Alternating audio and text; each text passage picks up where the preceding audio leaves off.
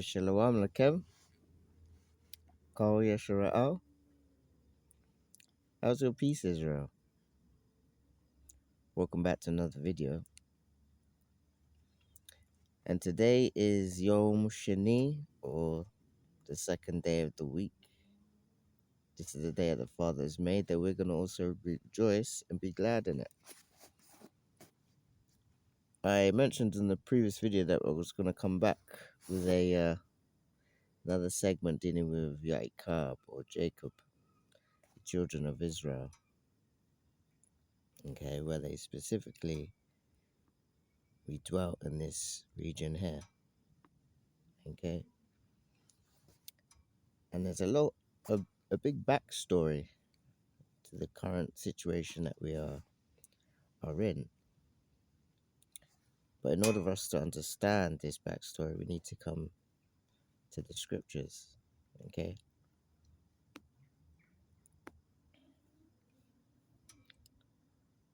so one thing we can first look at is, who are the 12 tribes of Israel? And one of the ways that one can understand is through prophecy and instruction, also judgments, or let's just say statutes and judgments. We're also just going to look into prophecy for the beginning, but this is obviously going to be quite a lengthy topic, which may have to be broken into various parts. But we're going to first start in Genesis 49. Okay, I always find this is a pretty good go-to. I'll most probably use celebrities as examples of the different tribes, just as they could be most familiar for most people. So I'm going to pick up in verse 1, and it says, the topic here is Israel's prophecy concerning his sons. Okay, it says, and Jacob called unto his sons, right? And said, gather yourselves together, that I may tell you that which shall befall you in the last days. Gather yourselves together, and hear ye, sons of Jacob. Hearken unto Israel, your father.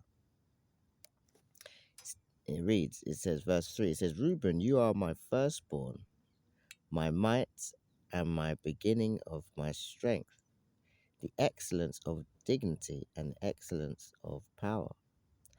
Unstable as water, thou shalt not excel, because thou wentest up unto thy father's bed, then defilest thou it. He went up to my couch. Okay, we'll just stop there. So Reuben found himself in a situation where he laid with his father's wife. But Reuben is actually a tribe that, when the children of Israel split into two kingdoms, right?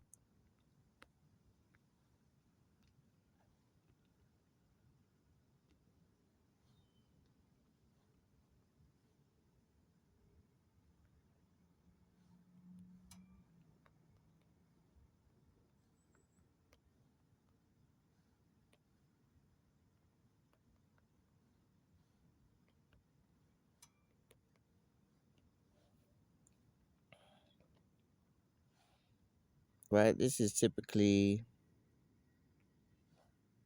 the landmass is not exactly correct, but because they tried to make it seem that Judah's got all this land, which is not correct.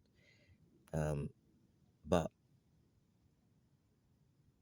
yeah, let's just use this as an example. So as you can see, Reuben is on the right hand side there at the bottom, near the bottom. He was part of the northern kingdom.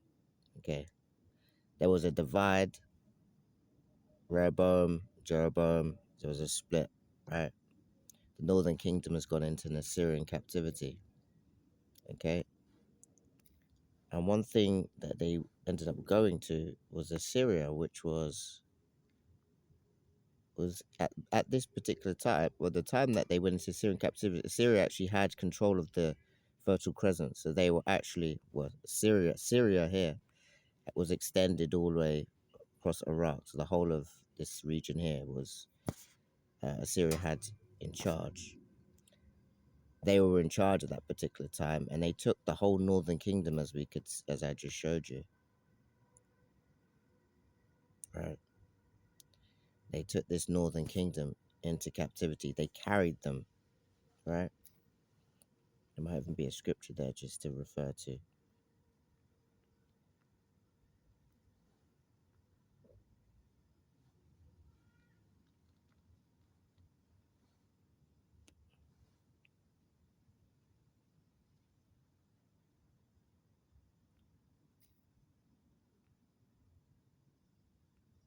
Right? Let's read it. It says chapter 12 of First Kings, right? It reads, it says, then Rehoboam went to Shechem, for all Israel had gone to Shechem to make him king. When Jeroboam the son of Nebat heard about it, for he was still in Egypt where he fled from King Solomon's presence, Jeroboam stayed in Egypt. They summoned him, and Jeroboam and the whole assembly of Israel came and spoke to Rehoboam. Your father made our yoke difficult. You therefore lighten your father's harsh service and the heavy yoke he put upon us, and we will serve you. Rehoboam replied, Go home for 3 days and then return to me. So the people left. Then King Rehoboam consulted with the elders who had served his father Solomon when he was alive, asking, How did you advise to respond to these people? They replied, Today, if you will be my servant to these people and serve them, if you respond to my speaking, to them speaking kind words to them, they will be your servants forever. But he rejected the advice of the elders who advised him and consulted with the young men who had grown up with him and served him. He asked them, What message do you advise that we send to these people who said to me, Lighten the yoke of your father put upon us? Then a young man who had grown up with him told him, This is what you should say to these people who said to them, Your father made our yoke heavy, but you make it lighten unto us. This is what you should tell them. My little finger is thicker than my father's loins. Although my father burdened you with heavy yoke, I will add to your yoke. My father disciplined you with whips, but I will discipline you with barbed whips. So Jeroboam and all the people came to Rehoboam on the third day, as the king had ordered. Return to me on the third day. Then the king answered the people harshly. He rejected the advice of the elders and gave him and spoke to them according to the young men's advice. My father made your yoke heavy, but I add to your yoke. My father's disciplined you with whips, but I will discipline you with barbed whips. The king did not listen to the people because this turn of events came from the Lord to carry out his words, which the Lord had spoken through Ahijah, the Shilonite, to Jeroboam son of Nebat. When all Israel saw that the king had not listened to them, the people answered him, What portion did we have in David? We have no inheritance in the son of Jesse. Israel, return to your tents. David, now look after your own tents. Your own house, sorry. So Israel went to their own tents, but Rehoboam reigned over the Israelites living in the cities of Judah. The king of Rehoboam sent Adoram, who was in charge of forced labor, but all Israel stoned him to death. King Rehoboam managed to get into the chariot and flee to Jerusalem.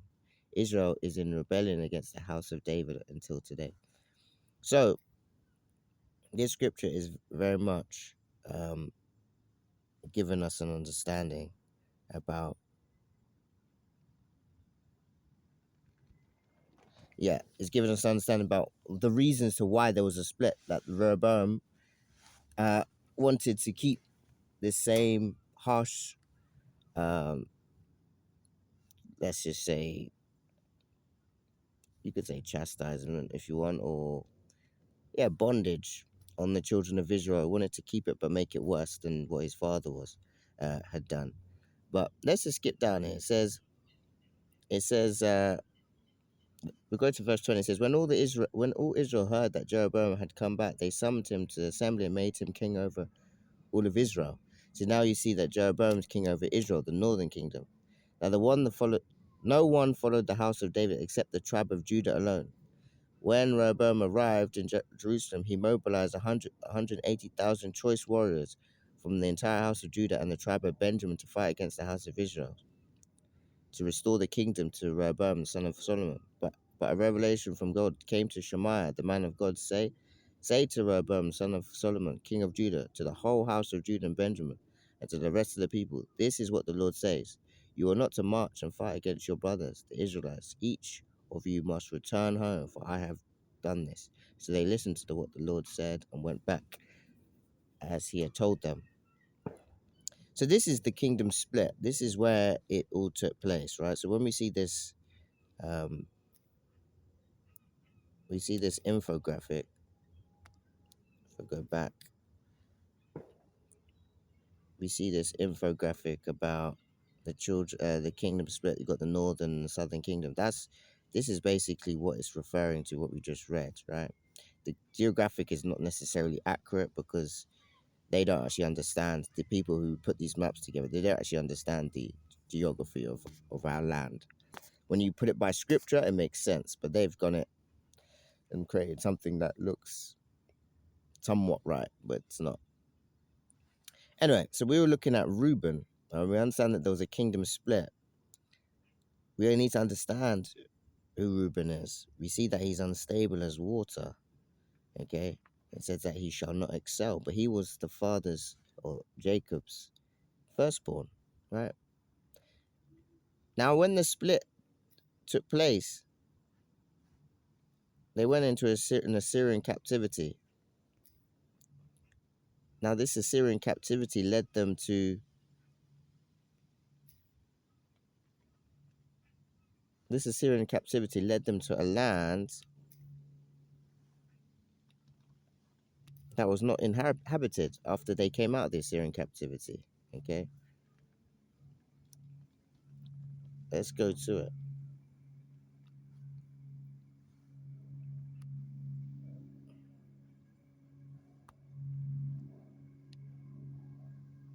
Oops, I think my phone's crashing out.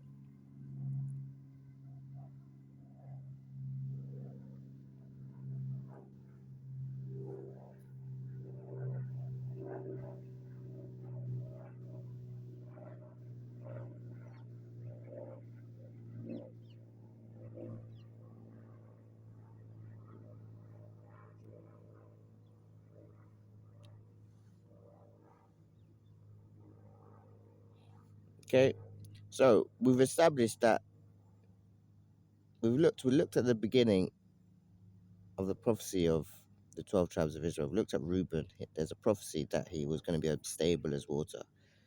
We've fast forwarded to the idea of the children of Israel splitting, right, due to leadership controversy, right? Now we're gonna go into where one of the kingdoms was taken into captivity, right? So it says Israel carried into captivity. This is in 2 Kings 17, 5 to 23. We're not gonna read all of it. It says, now the king of Assyria went through all the land and went up to Samaria and besieged it for 3 years. In the ninth year of Hoshea, the king of Assyria took Samaria and carried Israel away to Assyria and placed them in Halah, and by Habor, the river of Gozan, and the city of the Medes. Now, those of you who have been following along, you know that the Medes, or the Medo-Persia, the Medes are actually one of the children of Japhet, right? And the Medes are actually is where Iran is. So Syria, where you would say Syria is and all of Iraq, that was where they were in charge at that time. They took the northern kingdom from Israel, right? So that, maybe half of this land, maybe a bit, maybe 2/3, and carried them all the way to this region here. Yeah, so some part of Iran and Iraq. So somewhere here, okay? This is where they were in captivity, the Syrian captivity, okay? Now, what happened to them when they went into the Syrian captivity or afterwards?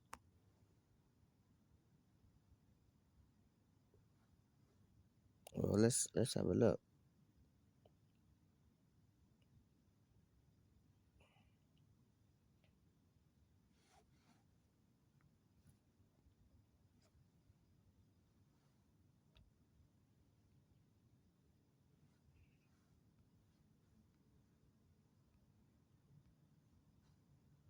Um,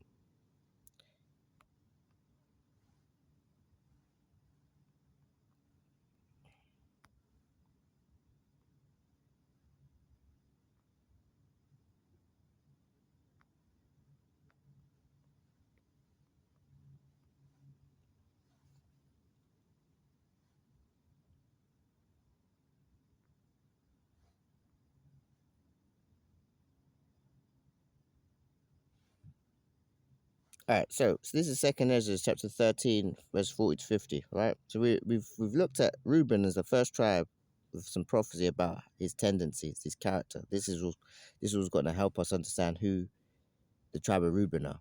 Okay, we fast forwarded, children of Israel, the split leadership issues, right? Southern, northern kingdom. Northern kingdom went into captivity early, right? They went into Assyrian captivity. When they left, when they finished, as we're going to read now, we're going to see where they went. Verse 40 says, "These are the 10 tribes of Israel who were taken into the captivity of the king, in the time of the king of Hoshea." We just read that. King Shalmaneser of Assyria captured them and deported them to a foreign land east of the Euphrates River, right? We just saw that, right? This is the Euphrates River. This phone is bugging out. It's taking so long. Yeah, so this is the Euphrates River, yeah, going across Iraq, and it's the east. So they would have been somewhere here. Did I not just come here? This is what they were talking about. This is the place, right?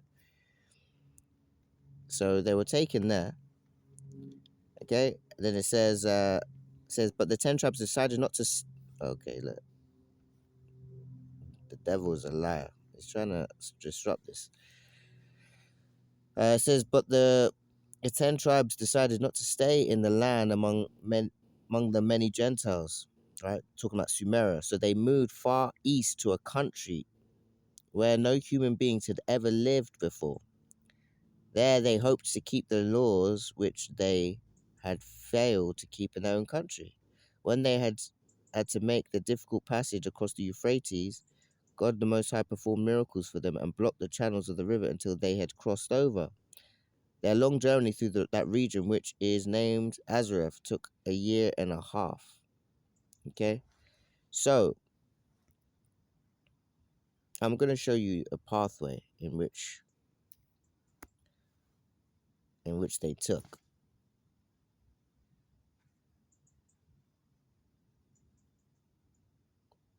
Okay, so they have done. They have come. This is the 10 tribes. Rather than coming back to the land of Israel, yeah, they have decided that they didn't want to, because now the land of Israel, which the northern kingdom, this northern, maybe 2/3 of the top part of top, was now inhabited by Gentiles. It was called Samaria now because the Assyrians came and occupied that place. They took the children of Israel and they were also now, had people in there. You see what I'm saying? And now it wasn't a place that the children of Israel were dwelling. It was kind of occupied by foreigners or heathen or Gentiles, however you would like to put it. So the children of Israel didn't want to come back to that place or the northern kingdom. So what they ended up doing, they as we read, they went down the Euphrates River, right? So this is the Euphrates River is coming down here. I don't want to go into too much, but you can see the kind of uh, blue signs of water, right? And they've come out of here, right? And they have traveled, traveled. I'm going to zoom out a bit more now. They've kept it down, coming down Indian coast, right? And they've kept it close to the, because if they were to have gone in the major sea, it would have been difficult. They kept it close to the coast. That's why you're gonna find some children of Israel in some of these areas like Thailand and things like this, right? one of the big pointers you're going to find, because this is where they came through. They came through these parts here, is it's Australia. Now, we started off with Reuben, right? It was a big reason why I started with Reuben, because Reuben, it said that he was what? It was unstable as water, right? And he shall not excel. Well, one of the things that the tribe of Reuben did, he actually broke off from the tribes.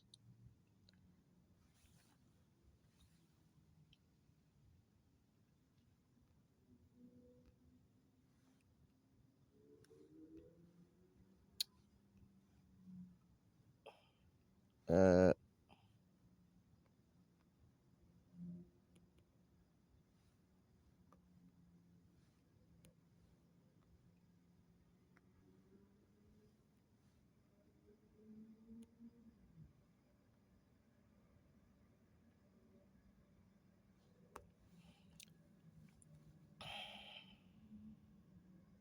bear with this phone.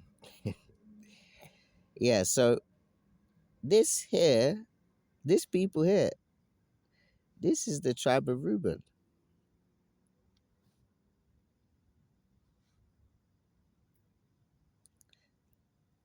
This tribe of Reuben, they're the ones that broke off, and some of them stayed. Not stayed, but they didn't travel with the rest of the children of Israel to where they were going. They broke off and ended up remaining in Australia. Okay, and I'm going to prove a bit more to it because I'm going to show you another place where Reuben ended up going. The rest of the Reuben tribe, and I'm going to show you the similarity of how these people look, right? Because that's one of the main reasons why we can understand who people are. It's not just genetic. It's not just also um, the curses. You generally look like each other. That people are not really grasping. If you understand the social anthropology, there are tendencies and behaviors as well as facial features and body shape. You know, and if you're not aware of these things, then yeah, it might slip by you. But these things are very much there to help you understand. So I'm just showing you the guideline and where the children of Israel traveled, ended up coming across. They wouldn't have gone straight across the main sea. They would have kept it going on the coast. So because they're using what? They're not using ships or anything. They're using like canoes. And then they would have ended up coming down the side of America, like here, ended up coming to these regions here. A lot of them settled in the Southern Americas and also in North America and things like this, right? So this was their route. Now, just to tie in, because we're dealing with Reuben, the other place that Reuben ended up dwelling, right, is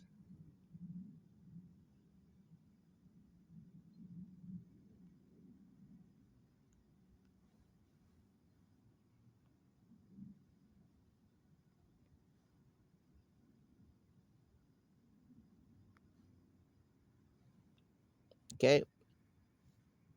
This is the other tribe of Reuben, and if I'm not mistaken, these people look almost identical, right?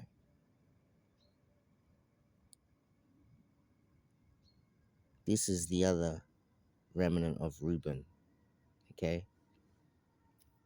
If I was to go and just create another tab so that we can just switch and change, I'm going to put in here Australian Aboriginal people,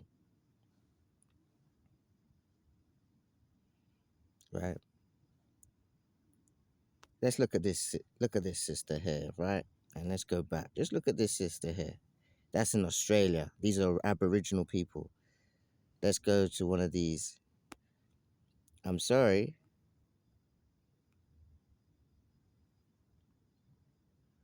but these are the same people.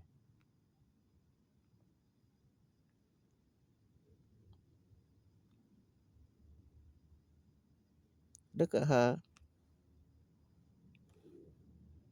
You can see it. I don't even need to move too much. Look, you can see. Those who got the eyes and the ears to hear, let them hear, right? These are the same people, yet they're in different locations.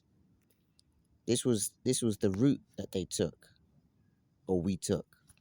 Let's just say this is the 10 tribes. This is the Northern Kingdom. This is where they started to make their journey to a land that was not inhabited, and they ended up in Americas. But Reuben broke off and ended up dwelling in this area here, and you know, then obviously other people came and started to claim the land. But Reuben, you're gonna find Reuben as the Aboriginal Indians here, as well as Seminole Indians, which is I think it's one of one of these coasts here somewhere. I'm not too sure. So let's continue.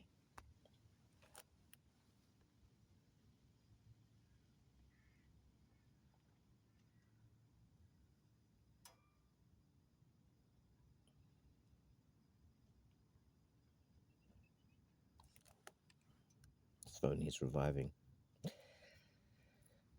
So we've looked at Reuben. This is Genesis 49. Okay, we're gonna go to the next one. It says Simeon, verse 5. Simeon and Levi are brethren. Instruments of cruelty are in their habitations. O my soul, come not thou into their secret, unto their assembly. Mine honor be not thou united, for in their anger they slew a man, and in their self will they digged down a wall. Cursed be their anger, for it was fierce, and for their wrath, for it was cruel. I will divide them in Jacob, and I'll scatter them in Israel. Okay, so this is an interesting one because even the geographical location makes it very clear to who the children of Simeon and what do you call it, Levi are, because their their countries border each other. This is Simeon and Levi, right? Simeon is the Dominican Republic, and Levi is Haiti. You can't make this stuff up. You see what I'm saying? They dwell like brethren. They're both next to each other. And just to give you some insight to who an example of Seminole Indian, an example of Simeon,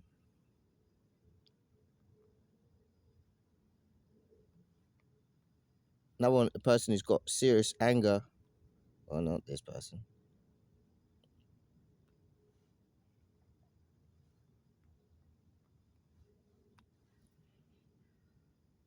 This brother, this guy's from Simeon, Tyson. Serious anger issues. This guy who used to blow up for smallest reasons. This is the tendency. This is what the scriptures are there for. It's enabled you to know who you are, because it was going to come to a time where truth was going to be very difficult to find, but the scriptures will be there for you, and the Spirit, the Comforter, was going to guide you into all matters of truth, right? So this brother is Simeon, right? Let's show you a brother who's from Levi. This brother, you know, is Levi. You can go and look at the Haitians. You'll find that a lot of the Haitians will end up looking like this brother, right? What does it say? Weapons of cruelty are in their habitations. The love of guns and shooting, right? Levi is very much. If you go into the Haitian community, you'll find that they've fully taken over some of the spots with the use of guns and things like this, right? Fully validating the scriptures, right? You'll tend to find that Levi has got a tendency of playing with guns, right? A lot of the gun crime, in a lot of our communities, you'll find it will either be from Dan or from Levi, right? Those are the two, or the Canaanites. There's black Canaanites. Those are the three. That's where a lot of the gun crime comes from, right? Is Levi, Dan, and Canaan. where you feel a lot of the knife crime, you're gonna find it's from Simeon, because Simeon is obsessed with knives. There's a lot of brothers that I know from Simeon that love to, they collect knives. They buy knives and they just collect them as if like it's some sort of art. They like the design of them. That's coming back to this scripture here, right? It says, what does it say in verse 6, I believe? No,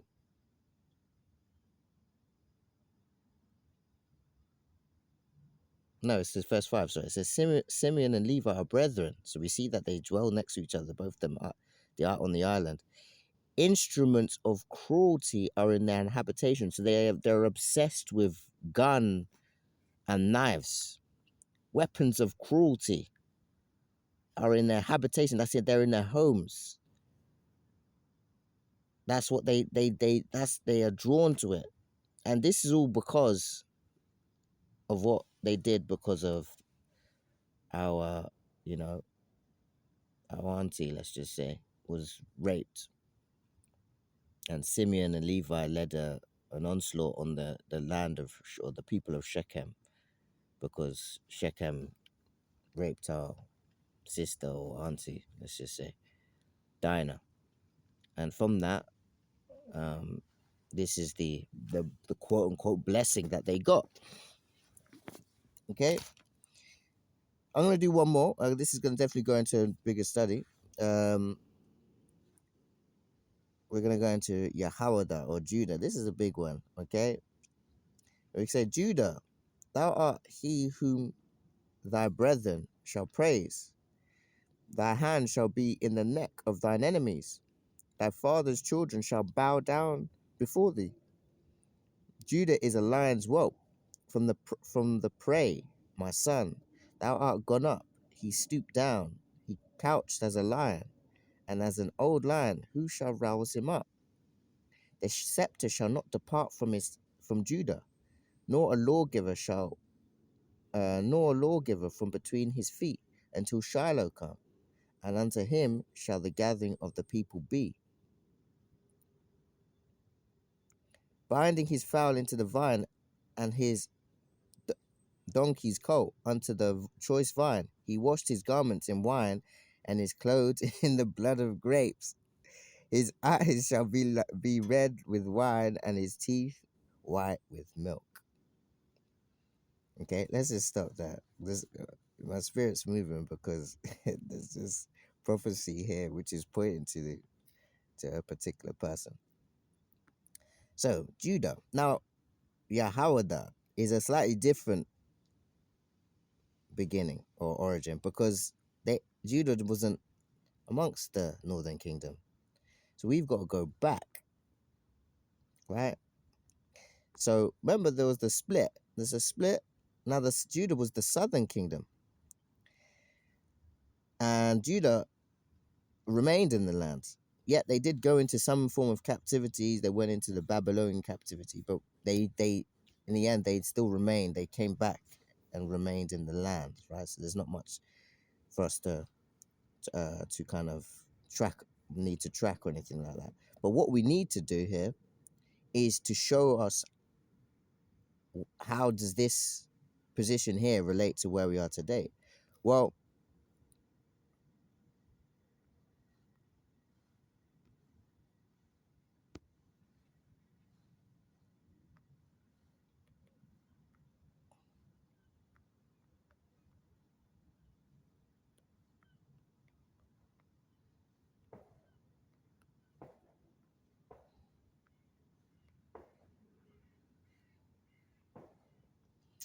let's just get something.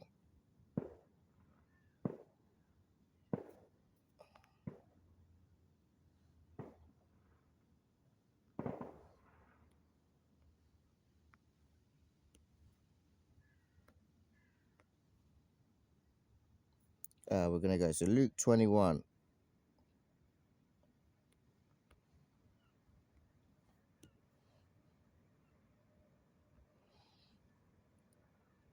Right. All right. So look, we're gonna read from verse 20. Right. this is a prophecy. This is coming at the time of Mashiach, right, or after Mashiach, right? And it reads, it says, when you see Jerusalem being surrounded by armies, you know that its desolation is near. Then let those who are in Judea flee to the mountains. Let those in the city get out, and let those in the country not enter the city. For this is the time of punishment in fulfillment of all that has been written. How dreadful it will be in those days, pregnant women and nursing mothers. There will be a great distress in the land and a wrath against this people. They will fall by the sword and be taken as prisoners to all nations. Jerusalem will be trampled on by the Gentiles until the times of the Gentiles be fulfilled. Okay? So this is dealing with the time after the Mashiach had gone, the Romans came and tried to persecute the children of Israel. Okay? And we can even verify that on the second witness by even going to Revelations, right? And this is all going to play in part because I'm going to show us what happened, right?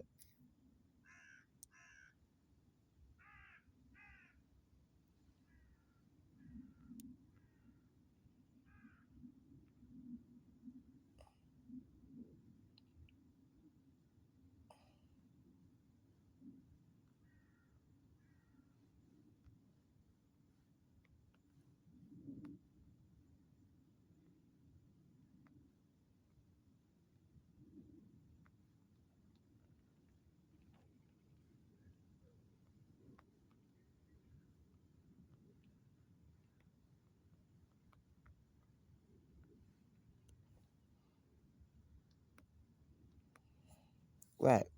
Gonna go to, chapter 12.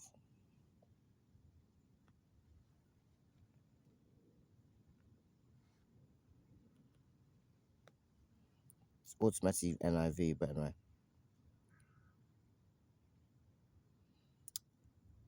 All right, we're going to read from verse 7.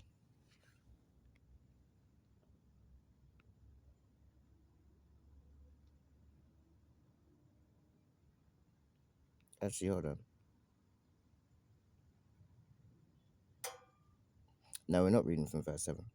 We'll read from verse 1. It says, and it reads, the woman and the dragon, it says, and a great sign appeared in heaven, a woman clothed with the sun, the moon under her feet, and a crown of 12 stars on her head. This is the 12 tribes of Israel. She was pregnant and cried out in pain as she was about to give birth. Then another sign appeared in heaven, an enormous red dragon with 7 heads and 10 horns and 7 crowns on his head. This is the Roman occupation, right? Being energized by Hashatan. It says, its tail swept a third of the stars of the sky and flung them to the earth. The dragon stood in front of the woman who was about to give birth so that it might devour her child the moment he was born. This is Mashiach, right? She gave birth to a son, a male child, who will rule over the nations with an iron scepter. Remember, the scepter would not pass from Judah's hand. This is this same scepter, right? Remember, it came from David, right? Then it went to Solomon, right? It was always going down this kingship, and then it was going to be the Mashiach, right? But even when the Mashiach is not here, you know, you'll find that Judah is always in some form of fashion in charge of the nation of Israel. Do you see what I'm saying? Somewhere, somehow on this planet, if you don't know, there is an individual from the tribe of Yahweh who's spiritually in charge here of the children of Israel. Yet we may not know about it, but he's keeping position. He's keeping the people in check in some form of fashion through righteousness, not just mere, shouting at people in the streets and things like this. He's keeping himself pure, right? Let's continue. And then it says, she gave birth to a son, a male child, who will rule all the nations with this iron scepter. As we know, it will not part from Judas, right? And it says, her child was snatched up to God and to his throne. The woman fled into the wilderness to a place prepared for her by God, where she might be taken care of for 1,260 days. Let's stop there. So this is actually talking about the same situation what we read in Luke, where it was talking about that when you see the armies in campus around Jerusalem flee to the mountains. The Romans are coming. This is after the Mashiach has come. Let's just understand this, because people use these scriptures and put it out of perspective. They use some of these scriptures and use it for now. When what actually happens is when the Mashiach died and rose, he went back to the Father, and their war broke out. This is the time when, anyone understands the situation with Job. It talks about how the Hashatan was able to come and present himself and make accusations against. So he was still able to come to some levels of heaven to make accusations against the people that were dwelling on the earth. But when the Mashiach had done what he had done, he put an end to these negative forces, evil spirits, being able to come and make accusations, or come up to the certain levels of heavens to make accusations. So what happened when the Mashiach went back to the Father? There was a war. This is the war that we're speaking about in Revelations. That was a big thing that Mashiach done when he died, because he made a real separation here, because now Hashatan was basically completely out. His only place he could go was, he was basically stripped from, obviously at the beginning he was kicked out of heaven, but through the scriptures he was able to come up and still make accusations. But from when the Mashiach had done what he'd done, that stopped all of that. That's why he came down and he was wroth, right? And that was the time when a lot of the disciples were being persecuted in horrific ways, right? It's because that was after this battle that had taken place. The spirits, these angelic forces, had come back down, used the Roman occupation to then execute and do all these things. But as we read, the woman, or let's just say Judah, who was in the land, was given provision to go and flee to the mountains, which is the wilderness, right? The mountains is typically here, right? These are the mountainous regions. Anyone understands these are mountains here. You can see all these white sort of, right? These are all mountains. It's saying flee to these mountains. There's no other place that could have fled to. They did not flee north. They fled south, right? They fled to these mountains, and they had a place in the wilderness prepared for us. Well, the wilderness that they prepared is this place. As you can start to see, it's green. You see, Africa is a wilderness, but in the sense that it is green. It's got places for us to go, right? So this is the place that the children of Israel, or the southern kingdom, they fled to. They went to the mountains, fled to the mountains. Some of them went south this way. They all split. You see, some of them even went to what? The Philistines, right? Palestinians. But they did some horrific work. That's why some of the judgment that's happening on this earth now, they are, they're, it's almost, I don't know how I would say it. I would have to read the book of Joel. I may read it at the end, but some of the things that are happening in Gaza is because of the things that happened at this particular time I'm speaking about. But anyway, they fled into the wilderness. Some of them went across the north, some of them went south, but the end of it, majority of them ended up here, right? West Africa, right? Majority of us. You'll find some of us here as well, okay? So this is where the kingdom, or the southern kingdom, ended up, right? Even some scattered across Morocco and things like this, right? Then from here, this is where they were taken, right? Because we're dealing with Judah here. Remember, he's like a lion's whelp. Judah was then taken from places like Nigeria, right? Igbos, right? There's typically connected to the Hebrews or the Hebrews, which was typically, I would say, from the tribe of Judah, right? The majority, it was the tribe of Joseph and the tribe of Judah that I would say majority were dwelling in Nigeria. The Igbos were Judah, and the Yoruba was Joseph, right? So anyway, then they were taken, and you find a lot of them. If you go into the, you can all search this up in your own time, right? But you can go to the,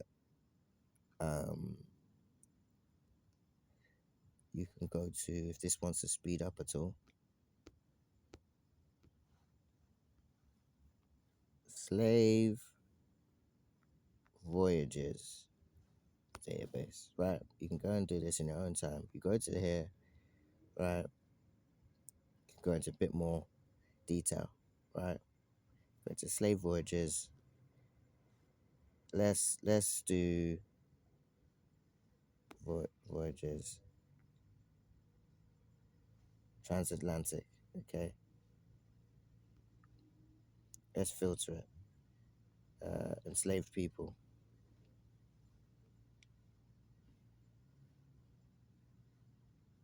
Um,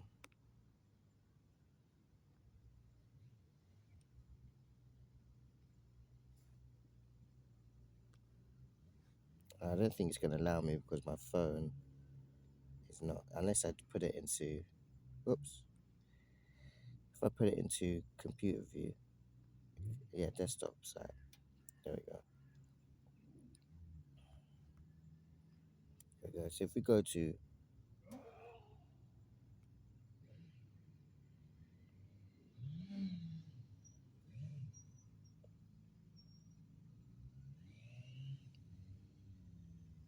um, let's do,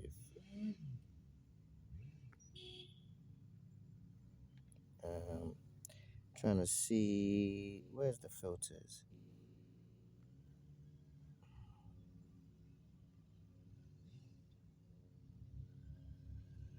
If I can't find it, I'll just end it for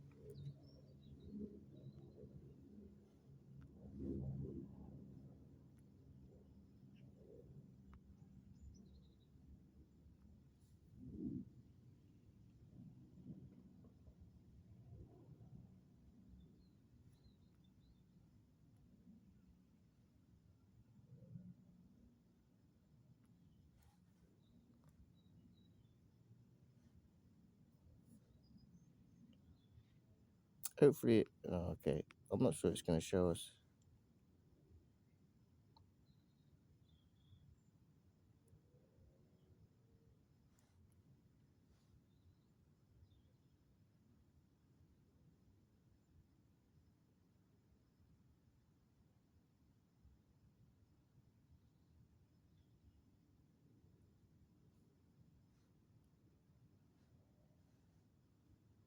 Anyway, I don't want to, I have to show you another time. But the idea is that if you go and search it, you'll find that the people that will take, look, there's one name, Yaya, right? And it's talking about the fact that we'll be what? We'll be called by the Father's name. You'll find that if you do this correctly, you'll find that a lot of the people that were taken from the west coast of Africa, they had Yah in their name, right? Especially from taken from Nigeria, right?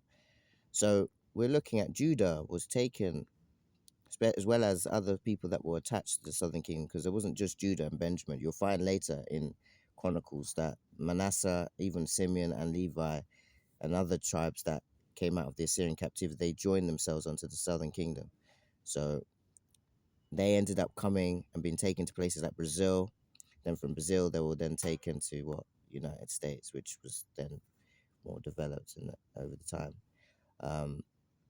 And this is where the majority of Judah dwells, right? You'll find Judah that's in here. And just an example of Judah, because as I've been doing, I showed you Tyson was Simeon, 50 Cent is Levi. Remember, it says that Judah is, we praise by his brother. Let's go back and read that. Just keep things in perspective.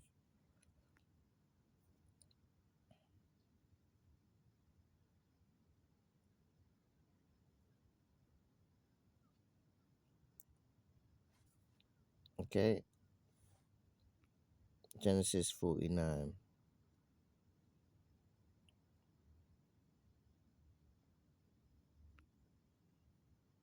Okay, it says Judah is like a lion's whelp. From the prey, my son, thou art God. No, sorry, let me go. Verse 8 says, Judah, thou art whom thy brethren shall praise. Th- Thy hand shall be in the neck of thy enemies. Thy father's children shall bow down to shall shall bow down before thee. Okay, so keep that in mind when I start showing you the individual. So this is one individual that is from the tribe of Judah, or Yahawada. If this phone wants to change,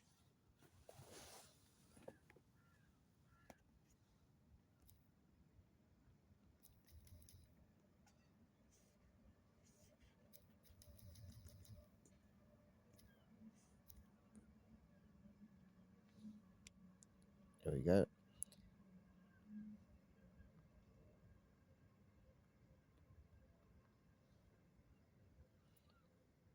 Okay, this brother was from the tribe of Yahawada.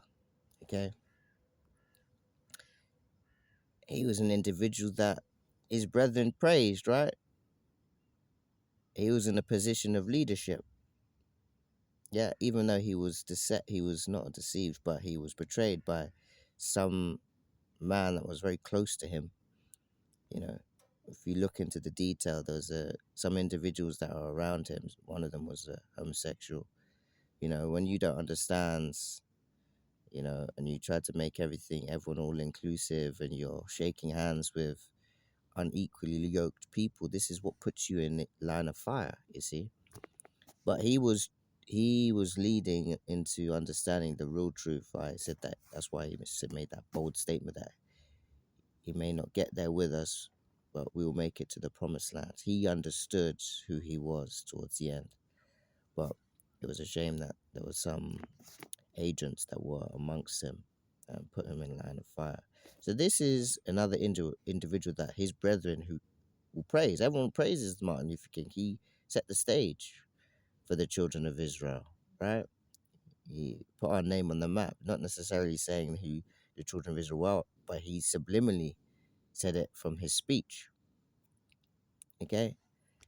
And then another individual who's from the tribe of Judah that everyone knows, that everyone will praise, is this individual, Michael Jordan, right? Everyone praises Michael Jordan. He is from the tribe of Yahawada, right? He's got his own clothing line that everyone buys. Another example of an individual from the tribe of Yahawada. And if you were to put side by side, you'll find that there are some similarities in looks. They may not look absolutely identical, but he is another one that's from the tribe of Yahawada. So I only hope the reader and listener to this word be blessed by this. So may Yahweh bless you. I'm going to come back with another video. May Yahweh keep you, and may Yahweh shine his face upon you. May Yahweh be gracious to you. May Yahweh lift up his countenance upon you, and may Yahweh grant you everlasting peace in Yeshua. Hamashiach, I pray. Selah.